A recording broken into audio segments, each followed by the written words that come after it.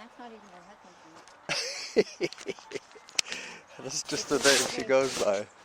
She told me she grew up in a house in Portugal that had dirt floors. What, that girl with the sunglasses? Yeah. She grew up in a house in Portugal with a dirt floor. Yes. And she's married to a Brazilian man? No, she's married to a Basque. A Basque? Oh, that's right. So she's Basque and he's Basque and she's Portuguese. Yes. Wow. Quite an ethnic mix there. Do they have kids? Yeah, they have even grandkids. Wow. Okay, doggy, we heard you. So this is one of the reasons why I don't run this trail very often, because it's too steep to run, really. Unless you're a goat, which we're not. That's the greatest of all time? No. Mountain, yeah, that's what a goat is, but I'm talking about a mountain goat. A mountain I know. But a mountain goat could run up here. But I am not a goat, I am a jackal. Oh, a jackal could come up here too, yeah, that's true. I know. I'm always making excuses.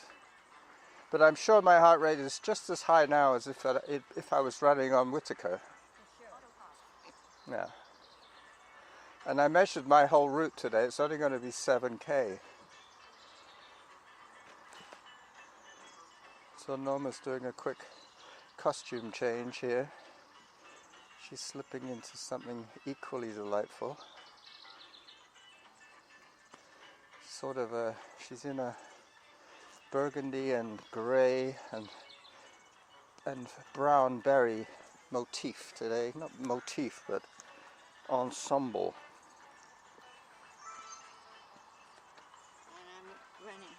And I'm hiking with a black man. With a black man.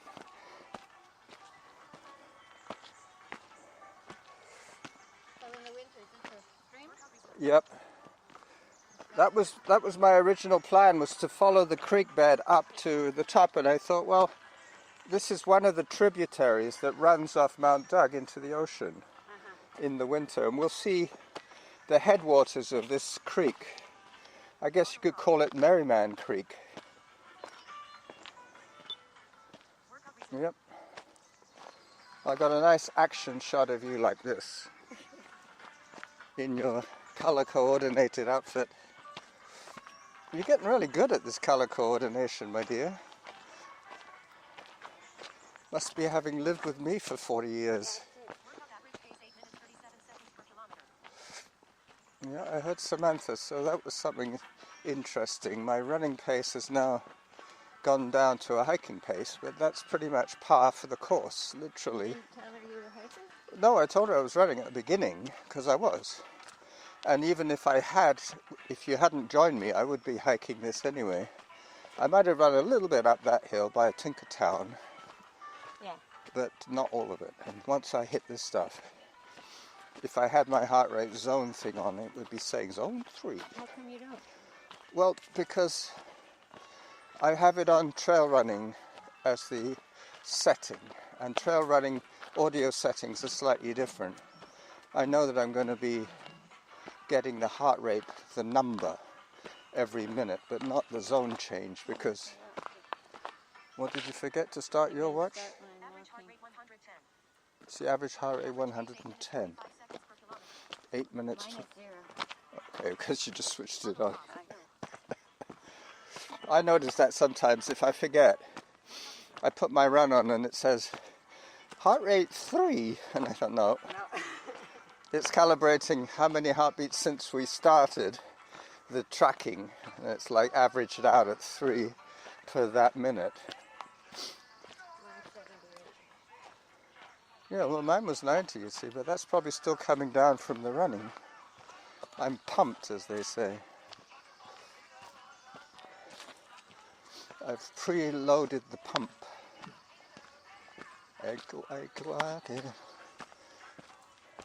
Now I'm going to have to leave the music on. Well, I can't really remove it now because I'm recording live air. Yeah. So whatever we hear now will be captured in stereo.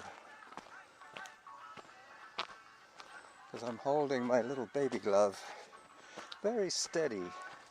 I don't even actually need it when I'm not running because there's no arm swing. That's the most important factor, is the arm swing. Yeah. Even in still air, you can generate wind by swinging your arm forward vigorously. Which you're doing to get your steps. You're doing that to sort of pump up your leg movements. The more that you move your arms, the more motivated your legs feel. Mind you, the Japanese marathon runners, the women, the Chinese marathon runners, back in the 90s, they had a coach that thought that any wasted energy was not worth it. Knew nothing about the arrangement of the spinal cord. Yeah, he didn't realize that for quadrupeds to be bipeds, there has to be a neural link between the arms and the legs. He didn't know that, you see. He didn't do Anatomy 101. He was more interested in how many calories are you burning with your arm muscles, where you could be putting them into your legs. Well, anyway, they didn't do very well, and very soon after that, all the girls started swinging their arms. They fired the coach, yeah, like what we were saying yesterday about the panther. Yeah, if they give bad information, they're out. If the coach gives the team bad stats, they're sacked at the end of the season, like the Edmonton coach. Oh, he was the general manager. Oh. He just run down some of the women. But you can see how it's basically a hike for anybody. You see, this is what I was saying. You could go straight up there, and then there's Churchill Drive going down, or we continue on Merriman. Doesn't matter to me, whatever you want to do. We'll go this way. It gives you a plan B. If you don't like what happens later, you can come back to that corner and go back to the road. But it doesn't get much worse than this. It's just... Well, where does it go? Doesn't it go up? Yeah, this one goes all the way up. Carry on. Why are we coming down there doing that? Well, this is runnable. This is my happy place here. Normally, when I think about... Very few rocks. Yeah, and flat-ish. And then I thought, oh no, Merriman is only 1%. Merriman is only about 1% like this. What are you looking at, the little white things? Yeah, look at their little claws and everything. That's kind of weird. Some kind of fungus. It does look like a fungus, yeah, you're right, or a lichen. But that looks like the fruiting body. Of it, yeah. And look at this, I thought you were looking at these things. Oh, those I see all the time. Those 10 a penny, those ones. Hello there.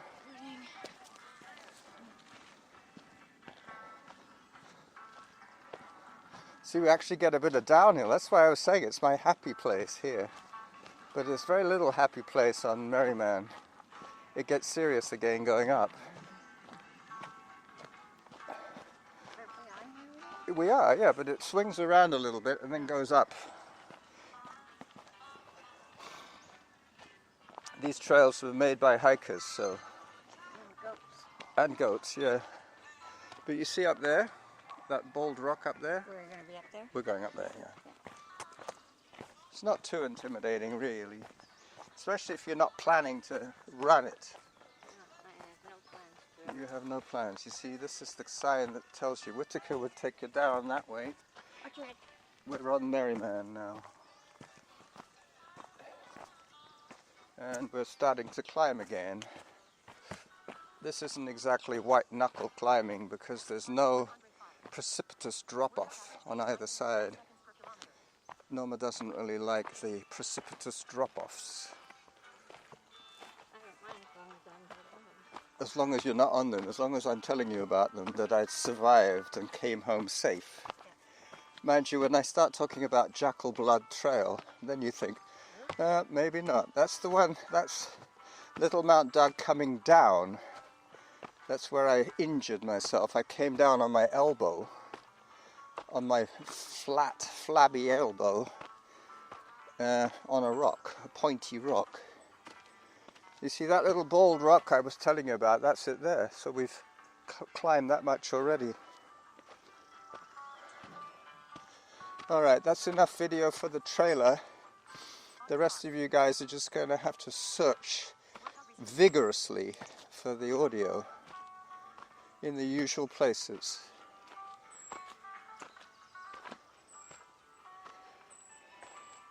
So these are the jackals signing off on the trailer video.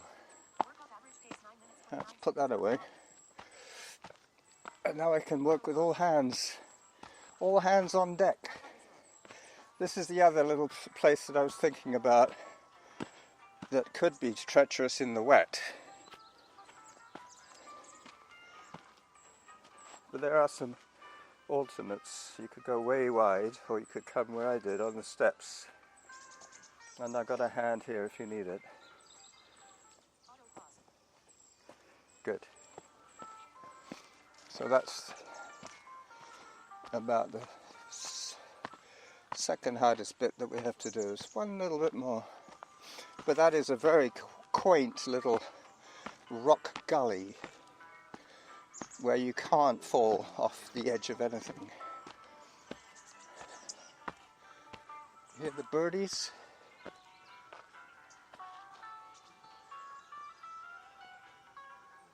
Yesterday we had a really nice bike ride and we saw a tiny little thrush looking bird making an enormous sound, and every time he warbled his beak twitched and his throat was going. I should have recorded that one.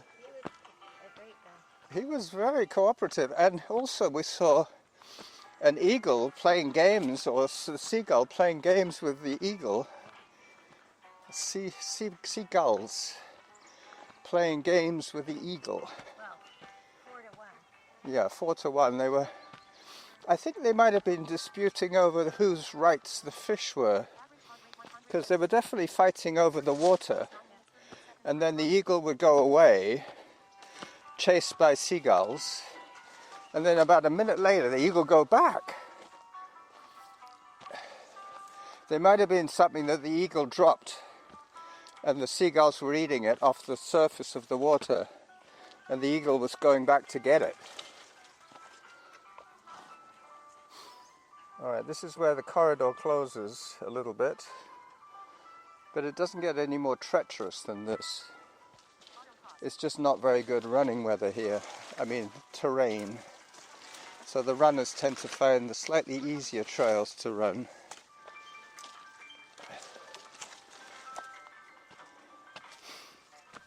But this is now the creek bed of, I would call it the Merriman Creek.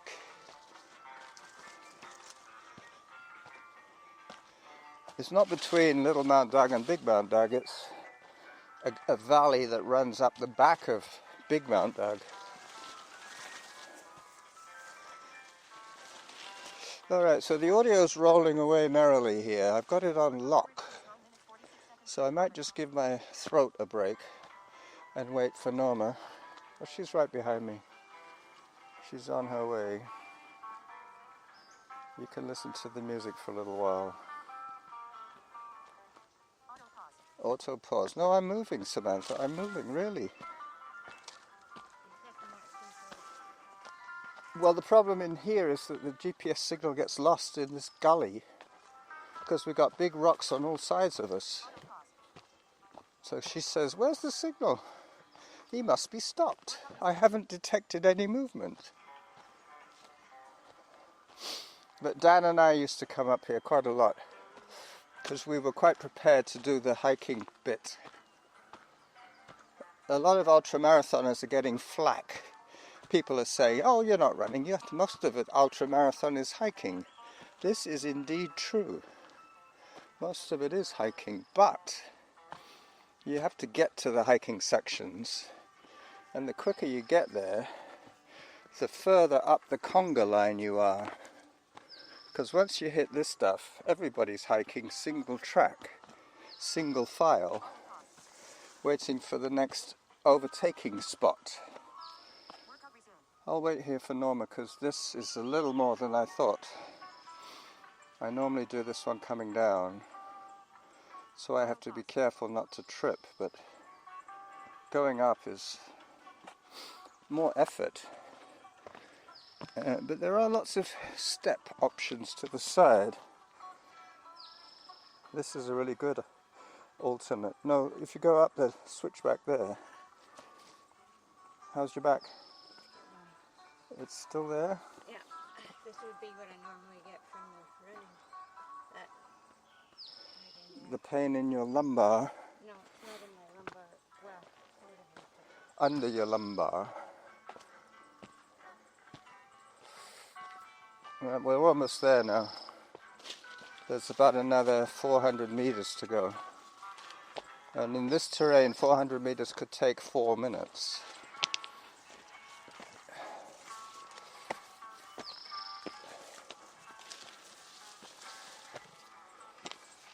Average heart rate 112. 112 is my heart rate. 3 seconds per kilometer. 102? Yeah, she's a strong girl, my wife, I tell you. I wouldn't want to fight against her. She would probably win. She would outfox me with her pickleball moves.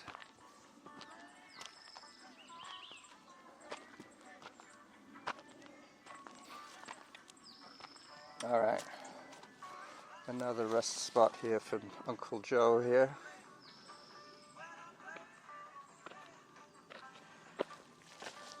Alright, it is quite relentless up, isn't it?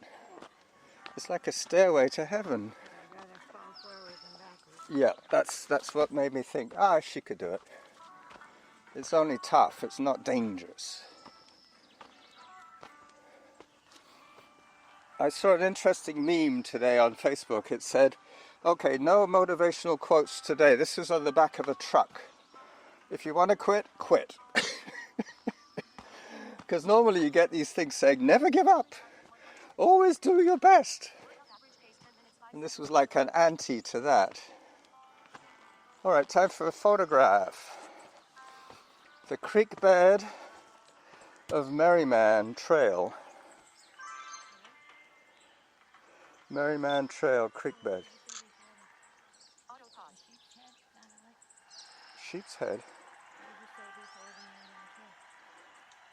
I'm not sure. I'll have to rewind. I said, this is the creek bed, not the sheep's head.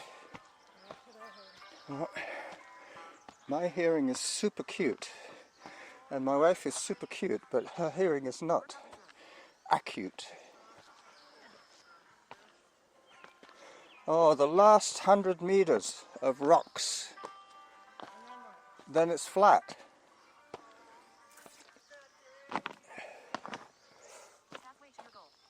I've already got my 300 calories. We could turn around now. Well, we go down Churchill Drive. How about that? No, I'm not running. I'm not running down this. No, thank you. I don't mind the effort, but I don't like the danger. It's too easy, and these rocks look rather hard. But you can imagine, in the rainiest time of the year, this is like a babbling brook coming down here. Time for a little bit more video footage for the millions of fans out there that like my videos. I will run a slightly extended podcast version video coming up from here to the top in video. Just going slowly so that I don't get too far ahead of my wife.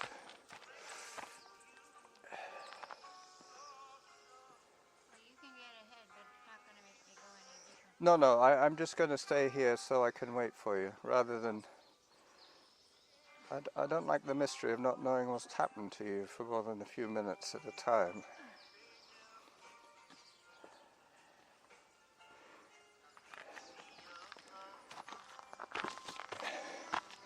A little bit of a dirt gully here, and then we're at the top. Zone 3, how about that?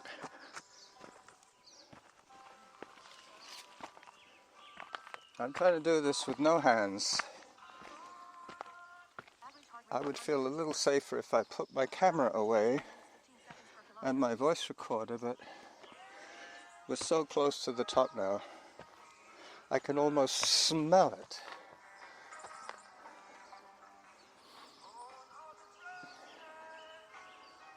Do you want me to carry your phone, Norma? Then you'd have both hands. What was that? Almost, yeah.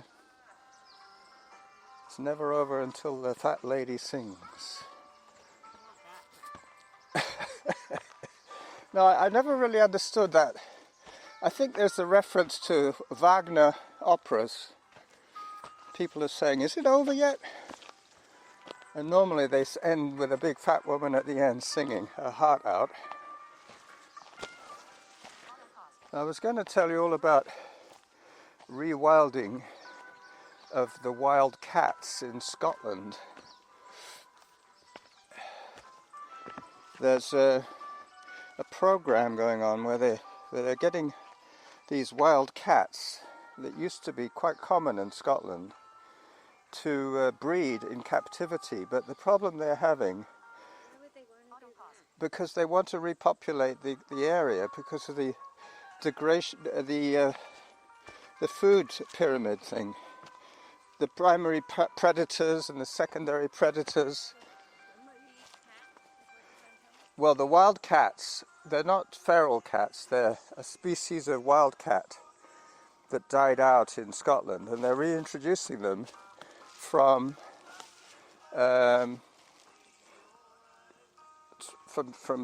farms. They're getting these cats and they're breeding them in the wild in special little nesting boxes, but they're not hands-on. They want to be as little intervention as possible from humans so that they can get back into it quicker, back into nature. And they have GPS tags on all these cats, so they know where they get to. And some of them have got to the summit of some of the highest mountains, or like just for the heck of it, because why are they going up there? They want to escape. They might want to escape, yeah. Well, that's the other thing. They're using electric vehicles to monitor the park as rangers, because they say that they don't want the animals to associate the sound of cars with when they get fed. So they sneak up in their electric vehicles, feed them, and then sneak away. Well, because they need some support. They're not totally feral. They're not totally fending for themselves. They're giving them some food, but they're not wanting them to get used to humans, and definitely not wanting to go to cars to get fed. Anyway, because the problem is they get killed. The roadkill is the thing that gets them the most, I think. Here we're trying to kill all the feral cats because they eat so many of the birds. Well, that was the other problem they had with the feral cats in the neighborhood, was when they saw a cat on their camera traps, they had to identify whether it had a collar or not, because these wild cats are only a fraction bigger than a domestic cat, maybe a third bigger, and they look a lot more husky. So they have to first of all identify if there are feral cats in the area. They're not talking about mountain lions, they're talking about one step up from a domestic aggressive tabby. But still. So this is where the Merriman Creek surfaces, just behind where Norma is there. There's always water there all year round. So it shows that this is the water table of the creek. And now we get some downhill, blissfully, a little bit of downhill. But I think that's probably way too much video already, so I'm going to switch that off. Say goodbye to the video crew and continue in audio only. Auto pause. Bye bye. Workout resumed. Auto pause.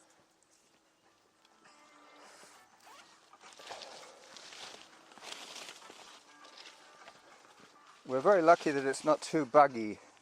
This province is quite lucky for that. We don't get Workout resumed. the deer flies that they get in Ontario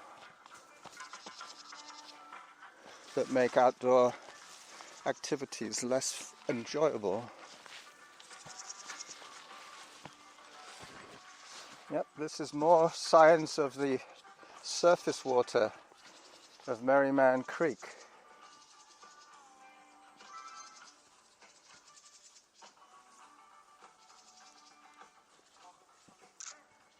Auto pause.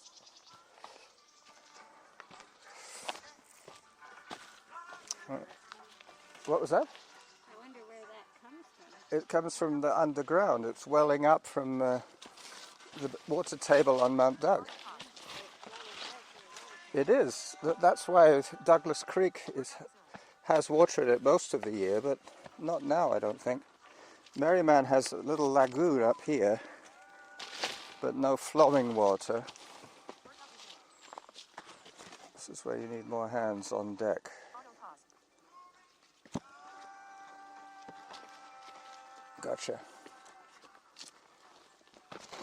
All right. We're certainly getting the workout, that's for sure. There's no wimping off here. No wimping out. We're back. We're right on it. I'm getting my calorie burn as required. I just didn't realize it was quite as long as this. Well, me too. Otherwise, I'm going to be in the doghouse. Average heart rate 110. Workout average pace 10 minutes 34 seconds per kilometer. We're at 10 minutes 34 average pace, so it's gone down considerably from 6:95. I mean 6:59 when I was running. But as I say, I wouldn't be running this anyway. I could see the daylight! Yippee! I could see the cleft in the rocks where the sky overtakes the scenery.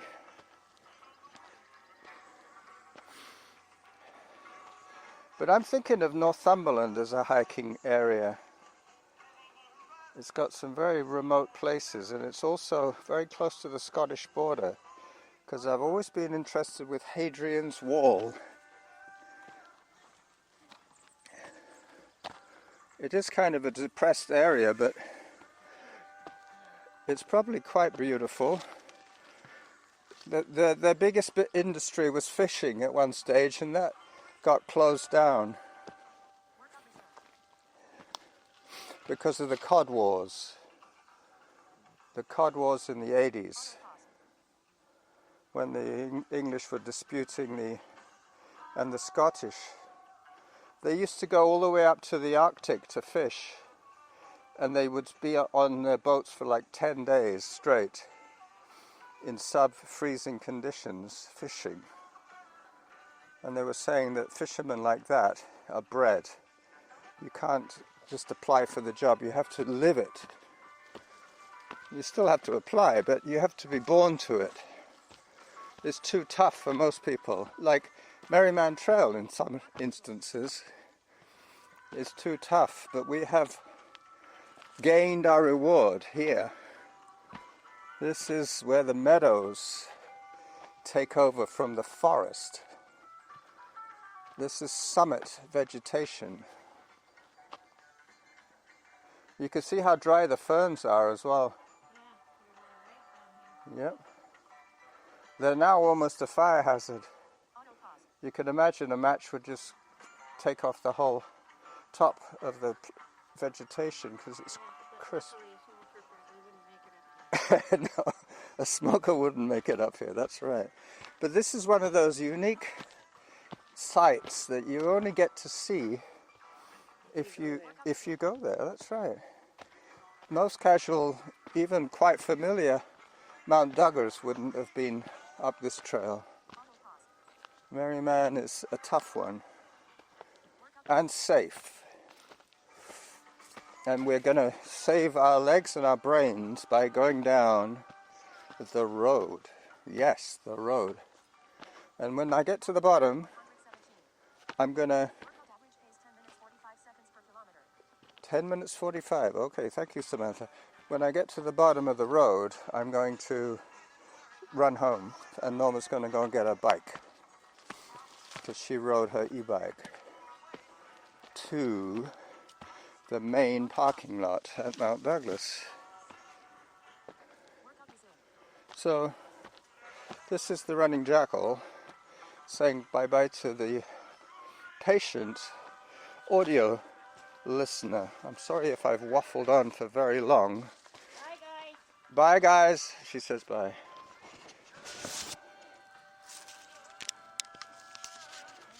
So that was 31 minutes. That was more than enough, eh?